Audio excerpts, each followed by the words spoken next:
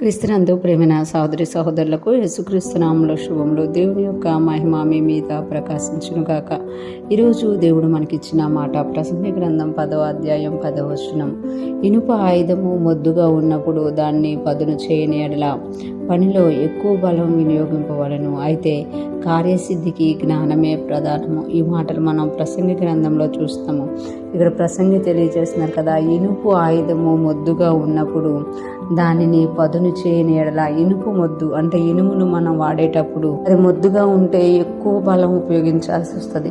అందుకు ఇనుము మొద్దు బారిపోతున్న ప్రతిసారి కూడా దాన్ని పదును చేస్తూ ఉంటారనమాట. మనం ఇంట్లో వాడే ఏ ఇనుప ఆయుధమైనా సరే మనం ఎప్పుడైతే దాన్ని పదును చేస్తామో అది మనం షార్ప్గా వాడగలుగుతాం అనమాట. మనం వాడే ఏ ఇనుప వస్తువైనా సరే, అది కత్తైనా చాకైనా గొడ్డలైనా ఇంకే ఆయుధమైనా సరే దాన్ని ఏం చేస్తుండాలి అని అంటే ఎప్పటికప్పుడు పదును పెడుతూ ఉండాలన్నమాట. ఒకవేళ పదును చేయని ఎడల ఆ పనిలో ఎక్కువ బలం వినియోగించవలసి వస్తుంది.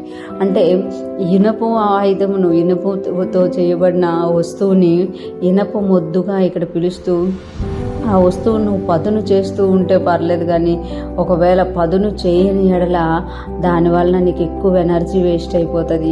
పనిలో ఎక్కువ బలం వినియోగింపవలసి వస్తుంది అనమాట. ఆ పని మనం చేయగలుగుతాం, కానీ అది పదును చేస్తే 2 గంటల్లో చేసే పని పదును చేయకపోతే 4 గంటలు చేయాల్సి వస్తుంది.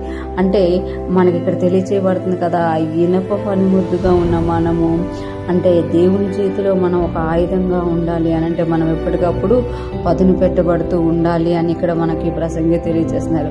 అయితే కార్యసిద్ధికి జ్ఞానమే ప్రధానము. కార్యసిద్ధికి అంటే పని త్వరగా అవ్వాలి, పని త్వరగా కార్యసిద్ధి జరగాలి అని అంటే జ్ఞానమే ప్రధానము. జ్ఞానం కలిగిన వారు ఏం చేస్తారు అంటే అది పదును ఆగిపోయినప్పుడల్లా కూడా దాన్ని పదును పెట్టుకుంటూ ఉంటారు. పదును పెట్టుకొని దాన్ని వాడుతూ ఉంటారు అన్నమాట. అలా వాడినప్పుడల్లా దాని ద్వారా ఏమొస్తుంది అని అంటే మన పని త్వరగా అయిపోయి ఆ కార్యం త్వరగా అయిపోతుంది అని ఇక్కడ తెలియజేస్తున్నారు. ఈరోజు ఫ్రెష్ మనం వింటున్న ప్రతి ఒక్కరూ జ్ఞాపకం చేసుకోవాలి, మనం కూడా దేవుని చేతిలో ఒక ఆయుధంగా ఉన్నప్పుడు మనం కూడా ప్రతిరోజు పదును పెట్టబడుతూ ఉండాలి. మనం చేసే ఏ దేవుని పని అయినా సరే, అది ప్రార్థన అయినా, వాక్యమైనా, బోధించడమైనా, సువార్త చెప్పడమైనా, అద్భుతాలైనా దానికి పదును పెడుతూ ఉన్నప్పుడు మనము కార్యసిద్ధులుగా ఉంటామన్నమాట.